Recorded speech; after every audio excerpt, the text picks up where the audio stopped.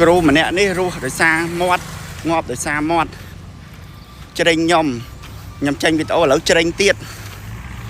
ខ្ញុំទៅសួរដល់ប្រថ្នាក់ហ្មងថាច្រេញរឿងអីហ្មង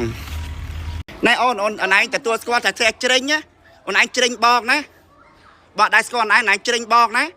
នេះគ្រូក្រសួងអប់រំសុំមើលមកថតមកអ្នកគ្រូខ្ញុំបង្ហោះ Facebook គាត់និយាយថាច្រេញខ្ញុំបាទអត់ល្បីអូនបោះដែរទៅគេមកជីវិតអត់តែអូនឯងច្រេញខ្ញុំនេះណាអូនឯងមានពាក្យនិយាយថាច្រេញហ៎ច្រេ